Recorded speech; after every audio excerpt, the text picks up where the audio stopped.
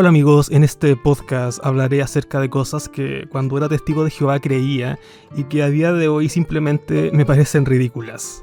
Ojo que no hablaré de temas doctrinales profundos como tales de la organización. Más allá de un punto o dos que tal vez sí vendrían a ser, comillas, enseñanzas de ellos. Pero el resto son temas arraigados en la, por decirlo, cultura popular del testigo de a pie. O simplemente corazonadas de hermanos que se repetían una y otra vez. Comenzaré con el primero, que, es en parte una enseñanza de la organización y en parte también una corazonada de los miembros. Me refiero a la demonización o satanización de quien no es testigo de Jehová. Creo que esta forma de concebir al resto de las personas es realmente patética. Recuerdo que en mi congregación existía fuertemente este espíritu de separación tajante entre quienes éramos testigos y quienes no lo eran, y creo que es algo que pasa en muchas otras congregaciones. Como testigos de Jehová nos sentíamos únicos, especiales, escogidos o lo que sea, y claro, por extensión, quien no era testigo de Jehová era simplemente amigo de Satanás, comía de la mesa de los demonios, era una potencial mala compañía, probablemente tenía vicios o por el simple hecho de no ser testigo, era muy probablemente una mala persona. Entonces, por mucho que uno saliera a predicarle al mundano con una sonrisa de oreja a oreja, claro, inconscientemente uno concebía a aquella persona como básicamente un amigo del diablo, una persona perteneciente a este malvado mundo de Satán. Y por lo mismo, a medida que fui creciendo, poco a poco me fui sintiendo hipócrita, porque la manera de concebir a los no testigos de Jehová en la interna de la congregación era totalmente distinta a la manera de concebirlos de manera externa, donde uno allí tenía que mostrarse amable para con él, bondadoso o lo que fuera, para que él o ella de a poco se diera cuenta de lo buenos que eran los testigos y ganar de esa manera un potencial estudio bíblico.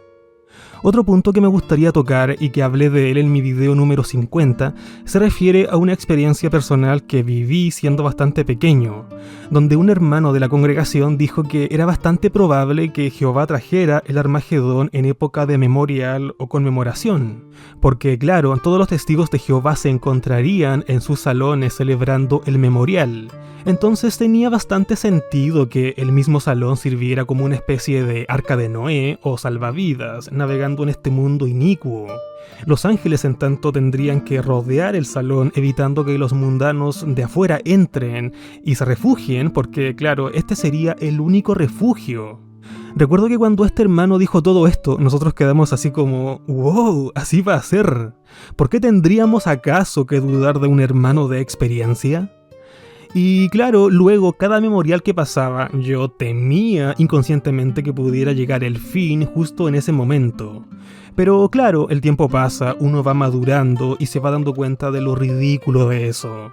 Primero que todo, no tiene sentido que Jehová trajera el fin en un memorial, porque a los memoriales generalmente van también estudios bíblicos no bautizados, van revisitas, van testigos de Jehová inactivos, testigos expulsados, censurados, van también colegas de trabajo o compañeros mundanos de los testigos que no tienen nada que ver con la organización. Y todo esto no es compatible con la doctrina de la organización, eso de que la salvación únicamente es probable si eres un testigo de Jehová bautizado y comprometido con la organización. Segundo, no tiene sentido tampoco porque los mismos testigos dicen que Armagedón será un proceso gradual. Sería, según ellos, una serie de acontecimientos, así es que no existiría un único día para el llamado fin. Por lo tanto, en el memorial tendrían que estar encerrados y apretados como sardinas, semanas, meses o años y sin comida. Tercero, no tiene sentido porque, si acá en Occidente el fin llegara en época de memorial, al otro lado del mundo sería de noche o estaría amaneciendo, por lo tanto allí el fin se demoraría más en llegar, ¿acaso? ¿O habría llegado antes allá y luego acá? Es un completo sinsentido, amigos. Otro punto del que hablaré es algo que creo que todos hicimos cuando éramos testigos de Jehová, el escoger nuestra casa de los sueños para luego habitarla en el paraíso. Recuerdo que cuando salíamos a predicar era muy común que fuéramos eligiendo entre las casas más lindas o más grandes del territorio, cuál de ellas nos gustaría que fuera de nosotros en el nuevo mundo. Y eso era aún más bizarro en la predicación rural, porque claro, allí las casas eran mucho más grandes, con mucho patio y animales. Así es que ahí todos, comillas, nos peleábamos, en el buen sentido obviamente, esas casonas grandes. Claro, uno como testigo de Jehová no se daba cuenta de lo bizarro de ese pensamiento. A día de hoy, por ejemplo, pienso en ello y francamente me da vergüenza ajena. No sé, imagina por un momento que en el paraíso te apropias de una casa de mundanos que no fue destruida y que entre los escombros encuentras una foto o un retrato de la familia de los habitantes de esa casa y digas, bueno, todos ellos fueron masacrados, mutilados, quemados o lo que sea, pero yo ahora soy el dueño de esta casa y soy feliz. Es que, a ver, es simplemente terrible. Pero bueno, otro punto del que hablaré es otro de esos disparates que escuché más de una vez en mi congregación y que de hecho me lo enseñaron en mi estudio bíblico. Se trata del supuesto peligro de dejar la mente en blanco porque, claro, Satanás o los demonios se aprovecharían de esa instancia y sin que tú te des cuenta o te percates, ingresarían a tu mente. Amigos, no lo sé, creo que para mí esta era una de esas corazonadas más falaces o ridículas que escuché. Pero claro, cuando tú eres niño te crees absolutamente todo. Y eso, por extensión, conllevaba a sentirse culpable o andar con paranoia, cuando quizás sin querer y de manera inconsciente trataba de dejar mi mente en blanco a modo de juego, lo cual por supuesto nunca logré. O por ejemplo, el evitar a toda costa cualquier cosa relacionada con la hipnosis, ya sea en películas o lo que sea, porque claro, esa sería una trampa del diablo para ingresar a nuestra mente. Todo esto también me llevó a adoptar una postura bastante mediocre sobre el significado del concepto meditar. Para mí, meditar básicamente se limitaba a leer un artículo de alguna atalaya y luego pensar en él y nada más que eso. Y claro, cualquier otro tipo de meditación o leer cualquier literatura secular y luego meditar en ella significaba cederle lugar al diablo, sea que dejara la mente en blanco o no. Pero bueno, son de esas cosas que hoy en día me causa hasta risa contar, pero claro, en su momento se vivieron de manera totalmente seria. Otro punto del que hablaré, y que precisamente lo abordé en mi video pasado, es esta experiencia que también me tocó escuchar de niño en un discurso público en el salón, y conversando con otros ex testigos de Jehová, e incluso testigos de Jehová, ellos también más de una vez lo escucharon. Me refiero al hecho de que supuestamente en Armagedón Jehová tendría que endurecer los corazones de los testigos de Jehová que vean morir a sus seres queridos que no son testigos de Jehová, para que de esta manera estos no manifiesten ningún tipo de pena o melancolía. Al igual como lo dije en el video anterior, esto me parece realmente tétrico. Pero a ver, no tétrico en el sentido de que esto sea llevado a cabo, porque para mí esto no será, sino que tétrico en el sentido de a lo que puede llegar a pensar el testigo de Jehová, a ese nivel de carencia total a veces de humanidad como para llegar a concebir de manera tan natural y simplista esa escena de quizás ellos mismos viendo perecer de las peores formas posibles a sus parientes mundanos. Y por supuesto, no tener que demostrar ninguna clase de sentimiento humano básico, porque claro, el amoroso Jehová les endurecería el corazón. No lo sé, yo creo que si Jehová modifica las emociones del ser humano, aunque sea por un momento, este automáticamente dejaría de ser humano y pasaría a ser un ser controlado, un autómata o un robot carente de emociones. Pero claro, cuando escuché esto de chico, me lo creí sin más y obviamente sin cuestionar. Más que más, se trataba de alimento espiritual al tiempo apropiado, expuesto desde la plataforma. Y por supuesto, Jehová les tendría que devolver las emociones a estos testigos de Jehová posterior a la muerte de la humanidad, o al menos eso me hicieron creer. Otro punto del que hablaré es acerca de la, comillas, doble moral o doble ética que a veces existe. A ver, no solo en los testigos de Jehová, sino que en muchas otras instituciones religiosas a la hora de hablar sobre la violencia injustificada y condenable y la violencia justificable y aceptable. Y este fue precisamente uno de los temas bíblicos que más me chocaban cuando los estudiaba, ya sea en la Atalaya o cualquier otra publicación.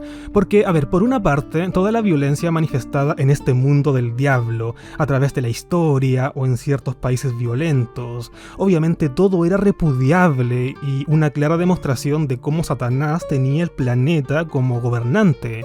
Pero por otro lado, toda la violencia bíblica, sobre todo la manifestada por los hebreos en el Antiguo Testamento, y por supuesto, ni hablar de la matanza planetaria de Jehová que los testigos esperan en Armagedón, todo eso lo teníamos que apreciar, lo teníamos que amar y concebirlo como algo totalmente justificado y amoroso. Entonces, siempre tuve conflictos morales y éticos internos entre por qué el derramamiento de sangre que no viene de Jehová es malo y satánico, pero el derramamiento de sangre que sí viene de Jehová es bueno y amoroso. Y claro, aquí aparecía mi crisis de conciencia personal, tratando de obligarme a mí mismo a luchar contra esos fantasmas.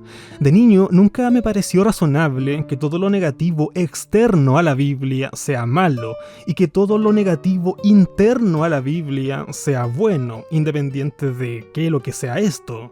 Ni hablar de mostrar desacuerdos en ello, porque claro, ahí venía la reprimenda y te acusaban por lo bajo de ser falto de fe, porque si insistías mucho en manifestar esa crisis de conciencia, ya te acusaban de tener pensamientos apóstatas y mundanos, y por supuesto, nadie quería ser acusado de eso. Con el tiempo, afortunadamente, el pensamiento madura y al menos en mi caso, actualmente miro las cosas desde una perspectiva mucho pero mucho más amplia a esa limitada visión de la realidad que solía tener.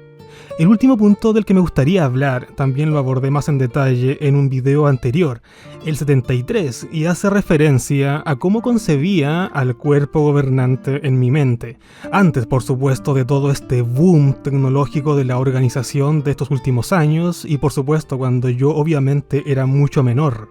Básicamente crecí en la organización pensando y concibiendo al cuerpo gobernante, o al menos este concepto de cuerpo gobernante, como un grupo de seres casi angelicales o divinos. Y claro, no era para menos, tengamos en cuenta lo tremendo que es para un niño escuchar que existe un conducto entre Dios y los hombres. Así es que siempre solía imaginar a este llamado cuerpo gobernante como un grupo de seres casi mágicos y extremadamente sabios. Y bueno, a día de hoy por supuesto pienso en ello y francamente me avergüenzo un poco de mí mismo, pero tampoco me culpo porque era un niño. A pesar de que aquella época hasta la gente adulta casi creía que estos señores eran casi una divinidad, pero bueno. Y estoy seguro, por otro lado, que esto tampoco aplicaría en lo absoluto a los niños testigos de Jehová o jóvenes testigos de hoy en día, quienes en sus teléfonos móviles buscan en 20 segundos al cuerpo gobernante en JW y de inmediato se dan cuenta que son unos simples mortales, un grupo de señores de carne y hueso, algunos con sobrepeso y otros pelones, no muy distintos a cualquier otro ser humano de la Tierra. Y sí amigos, ellos también van al baño y puede que también los tapen. Entonces fue a medida que fui creciendo, cuando también fui aterrizando de a poco aquella concepción descabellada y grandilocuente que se me venía a la mente cuando escuchaba hablar de este grupo de hombres en alguna reunión. Sin duda amigos que si uno se pusiera a recordar en cada cosa que solía creer en su estancia dentro de los testigos de Jehová o de cualquier otra religión o culto de alto control o hermético, uno podría terminar hasta escribiendo un libro. Me gustaría leer sus experiencias respecto al tema, en que solían creer y que ahora les cuesta entender cómo es que lo creyeron, o qué cosa alguna vez escucharon y cómo esto les repercutió posteriormente en sus vidas. Por supuesto, y como decía al inicio, ojalá que no sean temas netamente doctrinales, sino más bien corazonadas de hermanos. Hasta aquí este podcast amigos, un fuerte abrazo, gracias por escuchar y sí, cuestionenlo todo. Adiós.